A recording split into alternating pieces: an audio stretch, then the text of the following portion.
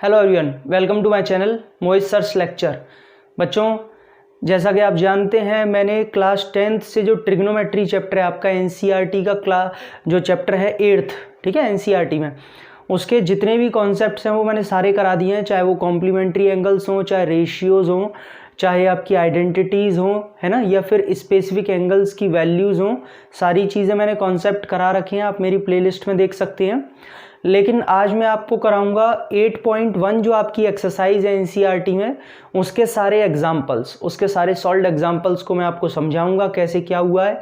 ठीक है, तो चलिए स्टार्ट करते हैं। बच्चों, यहाँ पे पहला एग्जाम्पल दिया हुआ है, given that tan a is equals to 4/3।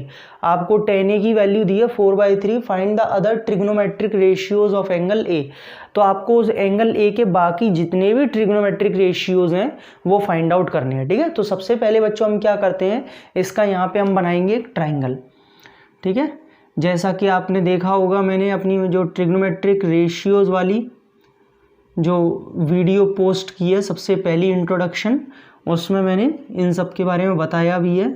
मान लीजिए ये मैंने कोई भी एक ट्राइंगल ले लिया ABC, हमसे बोला जा रहा है ए एंगल के अकॉर्डिंग बताना है। तो बच्चों ये वाला ए एंगल है। अक्सर आपने देखा होगा, वैसे तो हम थीटा मान लेते हैं, तो यहाँ पे चाहें तो आप थीटा भी मान सकते थे, बट उसने स्पेसिफाई पर्टिकुलर बोल दिया है कि आपको एंगल ए के रिलेटेड में ही बताना है, तो एंगल ए को ही लेके चलना है। तो अब यहाँ थीटा की कोई ज़रूरत नहीं है। ठीक है, इतनी बात समझ में आ गई होगी। चलिए देखिए, अब सबसे पहले आपको क्या दिया हुआ है, हमें ये दिया हुआ है students tan a is equals to 4/3। ठीक है, ये दिया हुआ है। तो अब इसका क्या मतलब है, देखिए मैंने आपको उस वीडियो में बताया था एक चीज़, पंडित बद्री प्रसाद हर हर बोले। मैंने आपको ये चीज़ बताई थी, पंडित बद्री प्रसाद हर हर बोले। इसमें मैंने आपको ये भी बताया था, ये क्योंकि इस एक्सरसाइज के लिए बहुत काम आएगा, तो ये आप ध्यान रखें, मैंने बताया भी था। चलिए मैं एक बार और बता देता हूँ, बहुत आराम से एक्सप्लेन करूँगा ताकि आपको किसी भी चीज़ में कोई कन्फ्यूजन ना बचे। ठीक है, तो थोड़ा सा वीडियो अगर आपको लेंथी लगे तो कोई बात नहीं है, मैं बहुत आराम से सारी चीज़ों को एक्सप्लेन करूँगा। देखो बेटा, मैंने आपको बताया था tan के लिए होता है P/B, यानी कि परपेंडिकुलर अपॉन बेस, यही तो बोला था मैंने। अब यहाँ पे tan है, यानी कि यहाँ पे क्या आएगा आपके पास में, P/B इज इक्वल्स टू 4/3। तो इसका क्या मतलब है कि क्या परपेंडिकुलर 4 और बेस 3 है? नहीं, ऐसा नहीं है। कुछ बच्चे सोचते हैं सर ए एंगल के अकॉर्डिंग, अब एक काम करते हैं कि परपेंडिकुलर को 4 ले लेते हैं, बेस को 3 ले लेते हैं। नो बच्चों, ये तो सिर्फ रेशियो दिए हुए हैं। अगर आपको इसको वैल्यूज़ में कन्वर्ट करना है, देन आपको यहाँ पे एक कांस्टेंट लगाना पड़ेगा, कोई भी कांस्टेंट, जैसे k लगा लीजिए। तो आपको यहाँ पर अगर मैं बात करूँ तो परपेंडिकुलर एक तरीके से 4k हो जाएगी और बेस जो है वो एक तरीके से 3k हो जाएगा। ठीक है, अब आप कहेंगे सर ये कांस्टेंट k आपने लगाया तो कैसे, कुछ समझ में नहीं आया। देखो मैं आपको एक एग्जांपल देता हूँ। मान लीजिए मैं आपसे कहूँ कि दो बंदे हैं जिनकी सैलरी 2:3 के रेशियो में, सपोज मैं आपसे बात कर रहा हूँ कि दो बंदे हैं तो उनकी सैलरी 2:3 के रेशियो में। तो बेटा इसका मतलब ये तो नहीं है कि एक बंदे की सैलरी 2 रुपये और एक बंदे की सैलरी 3 रुपये है, ऐसा तो नहीं है। ऐसा भी हो सकता है कि पहले वाले इंसान की सैलरी 12,000 हो और दूसरे वाले इंसान की सैलरी जो है वो 18,000 रुपये हो। तो अब आप इसे जब डिवाइड करेंगे 6,000 से, दोनों को रेशियो निकालेंगे, तो बच्चों 2:3 आएगा। तो देखिए उसकी सैलरी तो 12 और 18,000 है, लेकिन 2:3 रहा है। तो वो फ़र्क देखिए, ये डिफरेंस है, वो सॉरी ये आपका रेशियो है। ये डिफरेंस क्या आ रहा है, ये आपका रेशियो है, ये आपकी वैल्यूज़ दी हुई है कि एक बंदे को मिलते हैं 12,000 और एक बंदे को मिलते हैं 18,000। तो बच्चों इसमें जो कांस्टेंट k का काम कर रहा है वो 6,000 रुपये कर रहा है। जब 6,000 का दोनों में मल्टीप्लाई करूँगा तब ये वैल्यू में कन्वर्ट होगा। ऐसे ही हमें अगर इस रेशियो को अगर पहले वैल्यू में कन्वर्ट करना है तो एक k की वैल्यू कुछ ना कुछ यहाँ पे कांस्टेंट लगाना पड़ेगा। जब आप लिख सकते हैं कि हाँ अब परपेंडिकुलर आपका 4k है और बेस आपका 3k है, तब आप लिख सकते हैं। ठीक है, वहाँ पे, और ये करना पड़ेगा आपको, क्योंकि बिना k के अगर आप चलेंगे तो गलत आपके हो सकता है एग्जाम्स में मार्क्स कट जाए। तो चलिए आगे बढ़ते हैं। अब स्टूडेंट्स आपको क्या करना है, इन ट्राइंगल ए बी सी, देखिए जैसे मैं लिखा रहा हूँ वैसे ही आपको लिखना है ताकि आपको पूरे नंबर मिलें। आपको यहाँ पे पाइथागोरस थ्योरम लगानी है। लिखने को मैं भी बहुत जल्दी जल्दी करके और शॉर्ट में आपको बता सकता हूँ, लेकिन फिर आपको समझ में भी नहीं आएगा। एंड सेकेंड थिंग कि आपको नंबर भी कट सकते हैं एग्जाम्स में, तो मैं एज इट इज़ वैसे ही लिखाना चाहता हूँ ताकि आपके मार्क्स ना कटें। ठीक है, पूरा लिखना है। पाइथागोरस थ्योरम से हमने ये लिया है, ए सी स्क्वायर इज इक्वल्स टू, बच्चों ए बी की जगह आप लिख देंगे यहाँ पे 3k का होल स्क्वायर, और ये कितना है 4k का होल स्क्वायर। तो बच्चों ए सी स्क्वायर टोटल आ जाएगा 25k स्क्वायर। अब इतना एडिशन तो आप जानते ही हैं, 9k square plus 16k square add करके 25k स्क्वायर। तो स्टूडेंट्स ए सी कितना आ जाएगा 5k। ठीक है, क्योंकि स्क्वायर जब इधर जाएगा तो रूट लगेगा, और 25 का तो 5 हो जाएगा, के स्क्वायर का के। अब किसी बच्चे के दिमाग में ये भी बात आ सकती है कि सर आपने हमेशा बताया है कि जब भी स्क्वायर इधर जाता है तो अंडर रूट में आने पर यहाँ प्लस माइनस और आता है, तो आपने माइनस क्यों नहीं लिया? बेटा वो लेंथ निकाल रहे हैं, and length can never be negative. Side या लेंथ तो कभी नेगेटिव नहीं होती, तो ये सिर्फ पॉजिटिव लिया जाएगा। तो अब यहाँ से समझ में आया कि ये 5k होगा। ठीक है, यहाँ तक आपको सब चीज़ क्लियर हो गई होगी आराम से। अब देखिए, अब जो आपको चीज़ें निकालनी है वो मैं यहाँ कर देता हूँ इसको रब करके, कि अब आपसे उसने पूछा है कि बाकी के जो ट्रिग्नोमेट्रिक रेशियोज़ हैं वो आप फाइंड कीजिए एंगल ए के।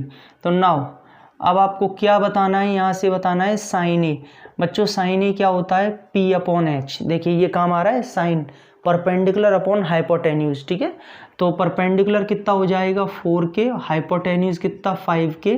सॉल्व करके रेशियो 4/5 ही आएगा, k से k कट जाएगा, लेकिन वो बाद में, आपको स्टार्टिंग में सॉल्व करते टाइम में k लेके चलना है। ठीक है, उसके बाद में स्टूडेंट्स cos a क्या होता है b अपॉन एच, यानी कि आपका 3k अपॉन 5k। तो ये रेशियो आ जाएगा 3/5। 10 निकालना नहीं है क्योंकि ऊपर ही दिया हुआ है, cot a निकाल लीजिए। cot का क्या होता है आपका b अपॉन p, और आपका ये हो जाएगा 3k अपॉन 4k, यानी कि ये रेशियो आ जाएगा 3/4।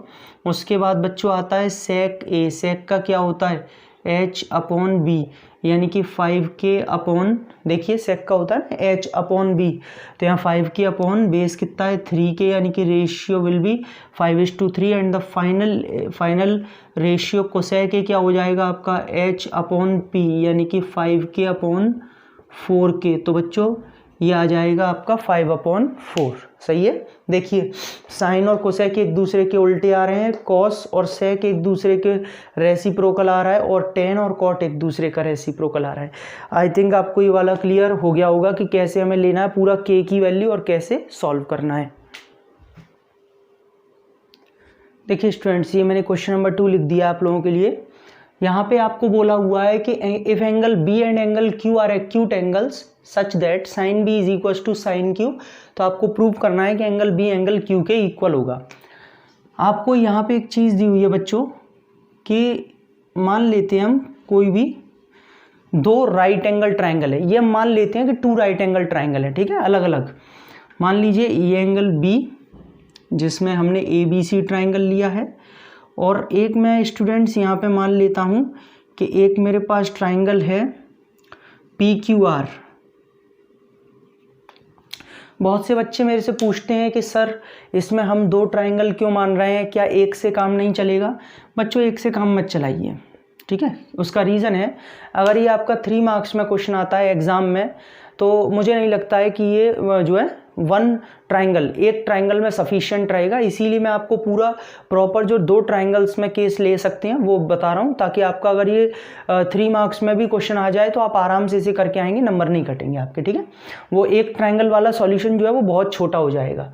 देखिए यहाँ पे आपको ये मान लेते हैं, लेट कर लिया है, अब मैं उसको लिख नहीं रहा हूँ, बोल देता हूँ सिर्फ कि लेट कर लेते हैं। Let us the consider that we have 2 triangles A B C and P Q R. हमारे पास में 2 राइट एंगल ट्राइंगल है, 2 right angle triangles A B C and P Q R such that sine B is equal to sine Q. हमने मान लिया हमारे पास 2 right angle triangle है जिसमें साइन बी साइन क्यू के इक्वल है। अब ये प्रूव करना है। तो देखिए बच्चों, सबसे पहले यहाँ पे हमें गिवन क्या है, sine B is equal to sine Q. And to prove, हमें प्रूव क्या करना है यहाँ पे कि angle B is equals to angle Q. तो चलिए फिर स्टार्ट करते हैं इसी बात पर। देखिए सबसे पहले मैं आपको टारगेट सेट करा देता हूँ, जैसा कि आप जानते हैं हमेशा कराता हूँ मैं, ठीक है। आपको एंगल बी एंगल क्यू के इक्वल प्रूव करना है। तो बच्चों ये आपने 6th चैप्टर ट्राइंगल्स में पढ़ा होगा कि अगर हमारे पास दो ट्राइंगल्स हैं और उनके करेस्पॉन्डिंग एंगल्स अगर हमें इक्वल करने हैं तो वो कैसे हो सकते हैं। अगर मैं इन दोनों ट्राइंगल्स को सिमिलर प्रूफ कर दूं, कैसे भी सिमिलर, तो ये पक्का है कि एंगल बी एंगल क्यू के इक्वल होगा। अब सिमिलैरिटी की दो कंडीशंस क्या पढ़ाई थी मैंने ट्राइंगल्स में, कि अगर दो ट्राइंगल्स की तीनों करेस्पॉन्डिंग साइड्स के रेशियोज इक्वल हो जाएं, यानी कि A B upon P Q is equals to, एक मिनट बच्चों यानी दो जगह बी लिख दिया है, कोई बात नहीं है। A B upon P Q is equals to B C upon Q R is equals to A C upon P R. अगर मैं इन तीनों करेस्पॉन्डिंग साइड्स के रेशियो को इक्वल प्रूफ कर दूं, then the two triangles are similar, तो दोनों ट्राइंगल्स सिमिलर हो जाएंगे। और अगर दोनों ट्राइंगल सिमिलर होंगे तो एंगल बी एंगल क्यू के इक्वल होगा by CPST, corresponding parts of similar triangles, ये आप जानते हैं। तो चलिए इसी की तरफ आगे बढ़ते हैं। तो पहले जो चीज़ गिवन है उससे कुछ ना कुछ निकालते हैं। जैसे मुझे यहाँ पे ये दिया हुआ है कि sine B is equals to sine Q, ये गिवन है, ठीक है। आप सब जानते हैं साइन का फॉर्मूला क्या होता है, परपेंडिकुलर अपॉन हाइपोटेन्यूज। तो अगर मैं एंगल बी के अकॉर्डिंग बात करूं तो परपेंडिकुलर इसकी हो जाएगी AC और हाइपोटेन्यूज हो जाएगी AB, यानी कि मैं यहाँ पे लिखूंगा students AC upon AB is equals to sine Q की अगर मैं बात करूं तो PR अपॉन PQ, क्या हो जाएगा PR अपॉन PQ, यही तो इक्वल हो जाएगा। चलिए बहुत बढ़िया। अब देखिए ये कैसे निकाला, ये समझ में आ गया होगा इन दोनों से। सिमिलैरिटी जब लगती है तो जैसे सपोज आपने एक साइड इस ट्राइंगल की ली है तो दूसरी साइड इस ट्राइंगल की होनी चाहिए, पता है ना, AB अपॉन PQ इस टाइप से होना चाहिए।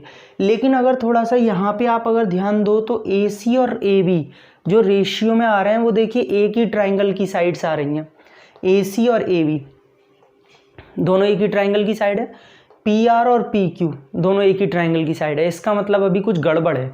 अगर मुझे सिमिलैरिटी करनी है तो मुझे अगर AC इस वाले की लिए तो फिर इसमें PR आना चाहिए, इसके नीचे PR आना चाहिए। अलग अलग ट्राइंगल्स में लगती है जब भी रेशियोज करते हैं। मैंने कहा ऐसे कैसे आएगा, तो जब आपको पता है कि यहाँ पे PR आना चाहिए नीचे, करेस्पॉन्डिंग है ना, AC का करस्पॉन्डिंग देखो, AC का करस्पॉन्डिंग PR है तो AC के नीचे यहाँ PR आना चाहिए। तो मैंने देखा यहाँ पे PR लिखा हुआ है, तो हमने क्या किया, हमें समझ में आया कि क्यों ना हम क्रॉस मल्टीप्लाई कर दें, यानी कि इसको तो यहाँ पे लिख दिया जाए PR को नीचे और AB को ऊपर लिख दिया जाए, इन दोनों का कर दीजिए बस। तो यहाँ से बच्चों PR इधर आ गया, AB ऊपर चला गया, बाकी PQ जैसा लिखा था वैसे ही। अब देखिए दोनों काम हो गए, AC अपॉन PR आ गया और इधर से AB अपॉन PQ, अब सही है। इसका मतलब दोनों रेशियो हैं अलग अलग ट्राइंगल्स की। बच्चों दो रेशियो जब भी इक्वल होते हैं तो हम उन्हें एक कांस्टेंट K के इक्वल मान सकते हैं। ये मैंने लिख दिया is equals to K, let कर लिया ना इसीलिए, ठीक है, समझ में आ गया होगा, मान लिया ये हमने, ठीक है। लेट आगे भी लिख सकते हैं। अब देखिए ऐसा क्यों किया, दो रेशियोज इक्वल है। अभी मैंने टारगेट क्या सेट कराया था, मुझे वो तीनों रेशियोज इक्वल लेके आने हैं। तो मैंने 2 मिनट के लिए इनको K लिख के यहीं छोड़ दिया है। आप चाहें तो इसे मैं फर्स्ट इक्वेशन मान लेता हूँ, ठीक है। अब अगर मैं आगे जाके कैसे भी ये प्रूव कर दूं कि ये जो K है वो इस BC अपॉन QR के और इक्वल है, तो बच्चों तीनों रेशियोज इक्वल हो जाएंगे। करते हैं अब कैसे करना है। देखिए मेरे पास दोनों साइड्स के रेशियोज आ चुके हैं, बस मेरे पास BC अपॉन QR का रेशियो नहीं है, तो अब मैं उसी को निकालने की कोशिश करूंगा। तो स्टूडेंट्स यहाँ से मैं निकालूंगा इसमें BC। आप सब जानते हैं अगर पाइथागोरस लगाया जाए तो BC कैसे निकलेगा, इस ट्राइंगल ACB में पाइथागोरस लगाया जाए तो BC का स्क्वायर क्या होगा, AB square minus AC square, AB square minus AC square, सही है। और बच्चों वहाँ से QR अगर मैं आपको निकालने की बात करूँ तो QR क्या होगा वहाँ से, PQ square minus PR square, am I right, कोई दिक्कत तो नहीं, PQ square minus PR square जी। अब इनका मुझे क्या करना है, रेशियो निकालना है, तो मैं रेशियो निकाल लेता हूँ। देखिए ज़रा रेशियो में यहाँ पे निकाल देता हूँ, BC अपॉन QR, इसी का तो कर रहा है BC अपॉन QR। रखिए ज़रा, AB square minus AC square whole upon यहाँ से PQ square minus PR square, PQ square minus PR square. कोई दिक्कत नहीं होगी किसी को यहाँ तक भी। लेकिन बच्चों अब इतना करने के बाद ये कैंसिल होके K कैसे बचे, तो मैंने देखा इस वाले रिलेशन में। फर्स्ट में देखिए, अगर ये देखिए दोनों रिलेशंस K के इक्वल है, तो मैं आपको चलो साइड में आराम से समझाता हूँ। यानी कि ये AC अपॉन PR जो है वो K के इक्वल है ना। जब तीनों एक दूसरे के इक्वल है तो AC अपॉन PR जो है वो K के इक्वल होगा। मैं ये रफली लिख रहा हूँ अभी, ठीक है। AC अपॉन PR K के इक्वल होगा, रफली लिख रहा हूँ। तो AC अपॉन PR K के इक्वल होगा। यहाँ से अगर मैं AC की वैल्यू निकालता हूँ अगर, तो कितनी आएगी, AC की वैल्यू KPR आएगी, PR का K में मल्टीप्लाई हो जाएगा। ऐसे ही अब मैं अगर AB अपॉन PQ को K के इक्वल रखता हूँ, AB अपॉन PQ को K के इक्वल रखता हूँ, तो AB की वैल्यू कितनी आएगी, KPQ। AB की वैल्यू यहाँ से कितनी आई, KPQ, मल्टीप्लाई होगा। तो बच्चों इन दोनों वैल्यू AC और AB, इन दोनों की वैल्यूज़ को आप जो है यहाँ पे पुट कर दीजिए ऊपर, तो K में भी कन्वर्ट हो जाएगा और देखो नीचे वाले टर्म भी सेम आ जाएंगे। यानी कि ये आपका हो जाएगा √1 मिनट। ये आपने कितनी वैल्यू निकाली है यहाँ पे, AC की KPR और AB की कितनी, KPQ। तो AB में रखेंगे KPQ। चलो मैं डायरेक्टली स्क्वायर भी कर दूं ताकि हमारा एक जो है स्टेप बचेगा, फालतू में वेस्ट नहीं होगा। कैसे कि AB की जगह KPQ रखना है ना, उसके ऊपर स्क्वायर लग रहा है तो स्क्वायर भी कर दो डायरेक्टली। तो इसका स्क्वायर क्या हो जाएगा, K square PQ square minus, बेटा ये क्या हो जाएगा, KPR जब इधर रखेंगे तो K स्क्वायर PR स्क्वायर। इतनी बात मेरे हिसाब से समझ में आ गई होगी सभी को। और ये मैं यहाँ से इस वाले पार्ट को अब रब कर देता हूँ। अब देखिए नीचे क्या चल रहा है, √ऑफ PQ स्क्वायर माइनस का PR स्क्वायर, यही तो चल रहा है, नीचे लिख दिया। अब आप खुद सोचिए, अगर इन दोनों में से मैं K स्क्वायर कॉमन ले सकता हूँ आराम से, K स्क्वायर को कॉमन ले लीजिए, तो अंदर ही रूट के अंदर K स्क्वायर कॉमन आके क्या बचेगा, PQ स्क्वायर माइनस का PR स्क्वायर। और नीचे क्या चल रहा है, नीचे चल रहा है PQ स्क्वायर माइनस का PR स्क्वायर। ठीक है स्टूडेंट्स, हमने क्या किया, इनमें से K स्क्वायर को कॉमन लिया अंदर ही, यही तो बचा। अब देखिए आप बहुत आराम से देख सकते हैं, ये जो K स्क्वायर है वो बाहर निकलेगा रूट से तो K बचेगा, और ये एज इट इज होगा root PQ square minus root PR square, root PQ square minus root PR square. तो रूट से रूट पूरा का पूरा कैंसिल हो जाएगा स्टूडेंट्स। तो फाइनली हमारे पास क्या बचेगा, K। अब देखिए आपको लिख के दिखाने की ज़रूरत तो नहीं है, अगर मैं K स्क्वायर को बाहर लूँगा तो K, फिर मैं आपको बता देता हूँ जगह की वजह से, बस मैं आपको ओरली बता रहा हूँ। फिर एज इट इज़ आपको रूट में ये चीज़ लिखनी है, रूट में ये चीज़ एज इट इज़, फिर अपॉन में ये। तो जब आप कैंसिल करेंगे तो फाइनली K बचेगा। आई होप कि आपको इतना तो समझ में आ गया होगा। K बचा है, यानी कि ये आपकी हो गई इक्वेशन नंबर 2। ये किसके इक्वल चल रहा है बच्चों, BC अपॉन QR के। ठीक है, BC अपॉन QR के इक्वल चल रहा है। तो देखिए फर्स्ट इक्वेशन में ये दोनों रेशियोज K के इक्वल हैं, सेकंड में ये रेशियो K के इक्वल है। तो मैं कह सकता हूँ यहाँ पे कैसे, मैंने हमेशा आपको बताया है कि कैसे लिखते हैं। आप लिखेंगे फ्रॉम इक्वेशन 1 एंड 2, एग्जामिनर अपने आप समझ जाएगा आप क्या कहना चाह रहे हैं। फ्रॉम इक्वेशन 1 एंड इक्वेशन 2, जब LHS इक्वल होते हैं तो RHS भी इक्वल होते हैं, तो उसके हिसाब से अगर K इन दोनों के इक्वल है, K यहाँ पे इसके भी इक्वल है, तो AC upon PR is equals to AB upon PQ is equals to यहाँ पे आपका BC अपॉन QR। ठीक है, ये तीनों रेशियोज इक्वल हो जाएंगे। और मैंने आपको ट्राइंगल्स में बताया है कि अगर तीनों रेशियोज इक्वल हैं किसी दो ट्राइंगल्स के, तो उनकी करेस्पॉन्डिंग साइड्स तो वो दोनों ट्राइंगल्स सिमिलर हैं। Therefore, triangle ABC is similar to triangle PQR by SSS similarity।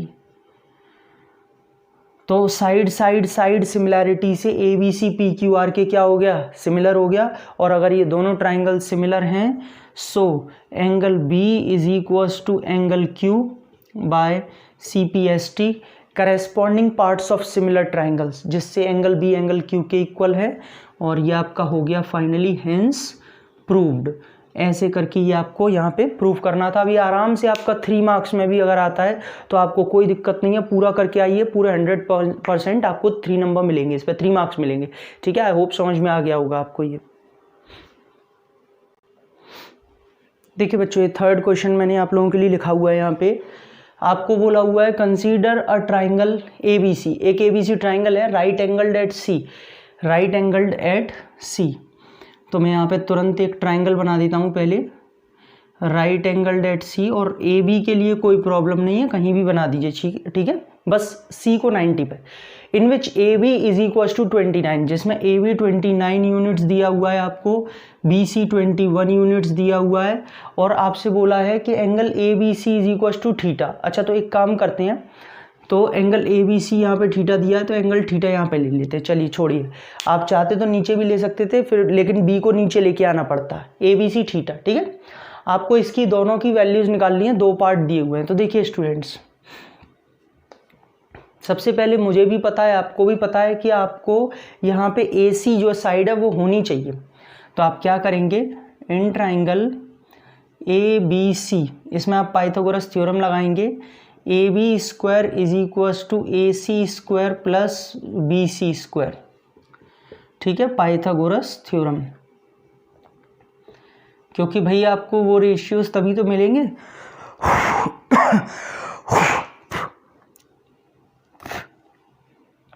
देखिए बेटा, AB की जगह हम क्या करेंगे, 29 का स्क्वायर हो जाएगा ये, AC निकालना है, और BC कितना दिया हुआ है, 21, तो ये आपका 841 होता है, ये आपका 441 होता है। 21 का स्क्वायर जब इधर आएगा तो 400 बचेगा। तो बच्चों AC फाइनली कितनी बचेगी, 20, यानी कि ये आ जाएगा आपका 20 यूनिट्स। यहाँ मैं लिख देता हूँ ताकि आपको कन्फ्यूजन ना हो। AC हमारे पास कितनी आ गई, 20 यूनिट्स। ठीक है, अब हमें पहली वैल्यू निकालनी है, तो फर्स्ट वैल्यू हमारे पास है कॉस स्क्वायर थीटा प्लस का साइन स्क्वायर थीटा। देखिए कॉस क्या होता है, B/H। ठीक, तो ये हो जाएगा B/H का होल स्क्वायर। साइन क्या होता है, P/H का होल स्क्वायर। बेटा बेस कितना दिया है, 20, और हाइपोटेन्यूज 29 है, तो 20/29 का होल स्क्वायर प्लस यहाँ से परपेंडिकुलर कितना है, 21/29 का होल स्क्वायर। तो स्टूडेंट्स ये कितना हो जाएगा, 400/841, और ये हो जाएगा 441/841। ठीक है, स्क्वायर खोल दिए। LCM लेंगे तो LCM कितना आएगा, आगे कर लेता हूँ, 841 तो LCM आएगा, ऊपर 400 प्लस 441, सब जानते हैं, ऐड करके 841 बचेगा, नीचे भी तो कैंसिल होके बच्चों 1 आ रही है, इसकी वैल्यू कितनी आ रही है, 1। इसीलिए आपने शायद पढ़ी हो तो 4th एक्सरसाइज में आइडेंटिटी की, अगर थीटा सेम है तो sine square theta plus cos square theta कितना आता है, यहाँ पे आपका जो है 1 आता है आइडेंटिटी। अच्छा, मैं एक चीज़ और चेक कर लूँ कि मैंने एक मिनट बच्चों, एक गलती हो गई है मेरे से छोटी सी, कि मैंने यहाँ पे जो बेस है ना, बेस उसको गलती से 20 ले लिया है। सॉरी, मैं इसको चेंज कर देता हूँ, 1 मिनट, ये मेरे से यहाँ पे छोटी सी गलती हुई है। आंसर सही आ रहा है क्योंकि वो दोनों तरफ से ही सही आएगा, बट एक छोटी सी मिस्टेक हुई है, वो मैं सही कर देता हूँ। एक्चुअली मैंने थीटा यहाँ पे समझ के उसे बेस ये ले लिया, माय मिस्टेक। देखिए बच्चों, बेस है ना, तो थीटा के अकॉर्डिंग बेस 21 रहेगा। ठीक है, यहाँ पे 21/29, और बेटा ये परपेंडिकुलर है तो थीटा के अकॉर्डिंग परपेंडिकुलर 20 रहेगी, तो 20/29, ये अब सही है। आंसर क्यों सही आएगा, पहले यहाँ पे 20 लिखा था, यहाँ 21 लिखा था, तो आंसर तो सही आ गया, लेकिन हाँ वो गलती है कि बेस यहाँ पे 20 है, 21 है। हर बार वो थीटा यहाँ पे होता है ना, तो थोड़ा सा जो है फ्लो में वही बेस ले लिया, ध्यान नहीं दिया कि थीटा यहाँ पे, थीटा के अकॉर्डिंग बेस ये माना जाएगा और परपेंडिकुलर ये माना जाएगा। ये चीज़ मैंने आपको इंट्रोडक्शन वाले में बताई है, थीटा के सामने परपेंडिकुलर होता है और थीटा जिस पर पड़ता है वो बेस होता है। तो अब सही है बच्चों, तो यहाँ पे क्या हो जाएगा, वैसे तो सही है, कोई दिक्कत नहीं है, 441 पहले यहाँ लिख लो या यहाँ पे लिख लो, एक ही बात है, बट फिर भी सही कर देता हूँ भाई, है ना। 441 अब आएगा, 400 ऐड करके वही आपका 841, अब सही है। ठीक है, चलिए आगे बढ़ते हैं। तो इसी के सेकंड पार्ट पे, अगर सेकंड पार्ट की बात करें, बहुत सिंपल है। देखिए सेकंड पार्ट में आपको यहाँ पे क्या दिया हुआ है, कॉस स्क्वायर थीटा माइनस का साइन स्क्वायर थीटा। लीजिए सेकंड पार्ट कन्वर्ट हो गया, वही होगा बी अपॉन एच का होल स्क्वायर, और यहाँ पे प्लस की जगह क्या आ जाएगा, माइनस पी अपॉन एच का होल स्क्वायर। बेस कितना है, अब गलती नहीं होगी, चिंता न करें बेस कितना है यहाँ पे 21, ठीक है, थीटा के अकॉर्डिंग, अपॉन 29 का होल स्क्वायर माइनस 20 अपॉन 29 का होल स्क्वायर परपेंडिकुलर। तो बेटा ये कितना हो जाएगा आपका 441 अपॉन 841 माइनस 400 अपॉन 841। तो बच्चों हमने यहाँ पे एलसीएम लेंगे तो 841 आएगा, और ऊपर क्या बचेगा 441 माइनस 400, तो जिसकी वजह से आंसर आपका आ जाएगा 41 अपॉन 841। क्या आ जाएगा 41 अपॉन 841, और यही इसकी वैल्यू निकालनी थी। तो आई होप ये वाला आपका थर्ड वाला क्लियर हो गया होगा, दोनों इसके पार्ट्स कैसे होने हैं। देखिए स्टूडेंट्स, ये है आपका क्वेश्चन नंबर 4। आपको दिया हुआ है in a right triangle ABC right angle at B. एक राइट एंगल ट्राइंगल आपको दिया हुआ है जिसमें आपसे बोला हुआ है कि राइट एंगल एट बी, जो कि बी पर राइट एंगल है, ठीक है। आप मान लीजिए ये आपका एंगल ए है और ये आपका सी है, ठीक है। देखिए क्या बोला हुआ है, आपको गिवन है यहाँ पे कि tan A is equals to 1। आपको यहाँ पे ये दिया हुआ है कि tan A 1 है, और एक तरीके से आपको ये प्रूव करना है कि sin A cos A, एक minute, 2 sin A cos A, यहाँ पे 2 रह गया है, 2 sin A cos A is equals to 1। बच्चों ये आपको प्रूव करना है यहाँ पे, ठीक है, कि 2 sin A cos A 1 के इक्वल होगा। अब देखिए सबसे पहले वही चीज़ है कि अगर मुझे tan A दिया है तो मुझे कहीं ना कहीं इससे sin A cos A निकालना पड़ेगा। तो मैंने क्या किया, यहाँ पे हमें जो गिवन है कि tan A is equals to 1, tan का फॉर्मूला सब जानते हैं आप स्टूडेंट्स, P अपॉन B। तो बेटा क्या पहली बात तो मैं आपसे ये पूछना चाहता हूँ कि क्या हम 1 को 1 अपॉन 1 लिख सकते हैं? सही नहीं लिखा था इसलिए दोबारा लिखा है। क्या हम यहाँ पे 1 को 1 अपॉन 1 लिख सकते हैं? बिल्कुल लिख सकते हैं। tan होता है P अपॉन B। अब मैंने पिछली बार अभी क्या बताया था कि K एक कांस्टेंट लगाना जरूरी है। तो बच्चों A के अकॉर्डिंग, A एंगल चल रहा है ना, A के अकॉर्डिंग परपेंडिकुलर आपका ये हो जाएगा, तो ये K, और यहाँ पे क्या दिया हुआ है, ये बेस, जिसमें आपका आ जाएगा K। आप कहेंगे ये कैसे, अरे ये 1 अपॉन 1 है ना, तो 1 की जगह जब K का मल्टीप्लाई करेंगे तो K अपॉन K हो जाएगा ना।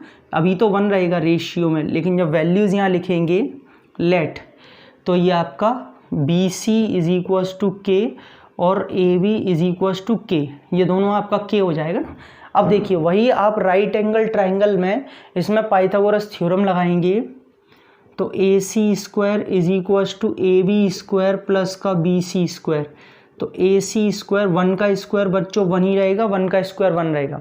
कोई ये ना सोचे कि सर आपने, अच्छा सॉरी, लेकिन K का था ना, K स्क्वायर आ जाएगा और ये भी K स्क्वायर आ जाएगा, सही है ना। AB और BC आपको K दिए तो K square plus K square, और ये आपका हो जाएगा 2K स्क्वायर। तो स्टूडेंट्स AC कितना आ जाएगा, √2K। AC कितना आ जाएगा यहाँ पे, √2K। अब देखिए इतना निकालने के बाद में आपको क्या करना है, LHS लेना है, 2 sin A cos A। तो स्टूडेंट्स 2 sin A क्या होता है, साइन क्या होता है P अपॉन H, है ना, और cos क्या होता है B अपॉन H। तो बच्चों परपेंडिकुलर कितना है K, और हाइपोटेन्यूज कितना है √2K। बेस कितना है K, हाइपोटेन्यूज कितना है √2K। यही तो निकल के आया है। K से K कैंसिल, इस K से ये कैंसिल, और देखिए ऊपर तो 2 चल रहा है, नीचे √2 इंटू √2 क्या 2, जो कैंसिल होके 1 आ जाएगा, which is equals to RHS। तो ये किसके इक्वल हो गया आपका, RHS के। तो समझ में आ गया होगा आपको कैसे हमने वेरीफाई किया इसे। देखिए स्टूडेंट्स, ये मैंने आप लोगों के लिए एग्जाम्पल नंबर 5 लिख दिया है। आपको दिया हुआ एक राइट एंगल ट्राइंगल है जहाँ पे राइट एंगल P पर है, ठीक है, एक राइट एंगल ट्राइंगल है, राइट एंगल्ड एट P बोला हुआ है। तो OPQ है ना, OPQ, ये देखिए हमारे पास OPQ राइट एंगल ट्राइंगल है, राइट एंगल्ड एट P, ठीक।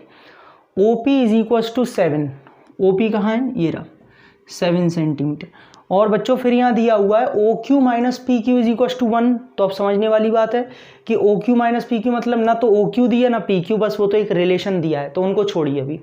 अब आपसे कह रहा है साइन क्यू और कॉस क्यू की वैल्यूज़ निकालेंगे। तो देखिए यहाँ से हम बात करें तो हमें गिवन में क्या है, यहाँ पे गिवन में हमें इन्होंने दिया हुआ है ओ पी 7 सेंटीमीटर और एक रिलेशन और दे दिया है कि O Q minus P Q is equal to 1, ये रिलेशन दिया है O Q minus P Q.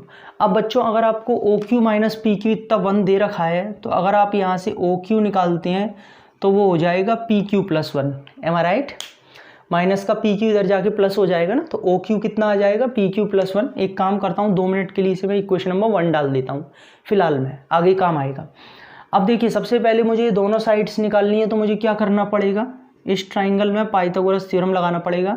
इन ट्राइंगल ओ पी क्यू हम जानते हैं O Q square is equal to P Q square plus O P square, गलत तो नहीं है, ठीक है। पाइथागोरस थ्योरम ओ क्यू, बच्चों क्या ओ क्यू की वैल्यू दी है नहीं, लेकिन फर्स्ट इक्वेशन से ओ क्यू का रिलेशन दिया हुआ है कितना, पी क्यू प्लस 1 का होल स्क्वायर। ये P Q as it is रहेगा और ओ पी की जगह आ जाएगा 7 का स्क्वायर, क्योंकि हमें ओ क्यू तो ओ पी तो दी है ना 7। अब इसको अगर मैं a प्लस बी के होल स्क्वायर से ओपन करूँगा तो A square plus B square plus 2ab is equal to P Q square plus का 49। सही है स्टूडेंट्स, ये हमने खोल दिया a प्लस बी के होल स्क्वायर से, कैंसिल हो जाएगा पी क्यू स्क्वायर दोनों साइड है ना, इसीलिए क्या बचेगा 2pq। और स्टूडेंट्स जब ये 1 इधर जाएगा तो माइनस का होके 48 बचेगा, तो पी क्यू बचेगा 24 सेंटीमीटर। ये लीजिए पी क्यू 24 है, जब इस पी क्यू को फर्स्ट इक्वेशन में पुट कर देंगे तो 24 प्लस 1 यानी कि ओ क्यू आ जाएगा आपका 25 सेंटीमीटर। ये लीजिए आ गया, तो आपका पी क्यू मतलब ये 24 आ गया और ये आपका आ गया 25। ये क्वेश्चन बहुत इंपॉर्टेंट है, बस इसमें इतना ही ये रिलेशन वाला खेल था कि आप साइड कैसे निकालेंगे, फिर तो बहुत सिंपल है।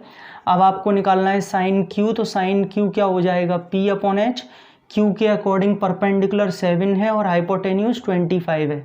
और कॉस क्यू निकालेंगे तो क्या हो जाएगा बी अपॉन एच यानी कि 24 अपॉन 25। तो ये लीजिए स्टूडेंट्स, ये दोनों आंसर हैं साइन क्यू और कॉस क्यू के, वही चीज़ आपसे पूछी गई थी, इंपॉर्टेंट क्वेश्चन है ये वाला, ठीक है। तो आई होप कि ये सारे एग्जांपल्स जो मैंने आपको कराई 8.1 एक्सरसाइज के वो सारे आपको समझ में आ गए होंगे, एनसीईआरटी के 8.1 के थे। अगर आपको मेरी वीडियो अच्छी लगी तो प्लीज़ मेरी वीडियो को लाइक करें, शेयर करें एंड ज़्यादा से ज़्यादा सब्सक्राइब करें और ज़्यादा से ज़्यादा शेयर करें ताकि और बच्चों का भी फ़ायदा हो। लाइक करना तो बिल्कुल मत भूलिएगा। चलिए अगली बार फिर मिलूँगा, थैंक यू सो मच।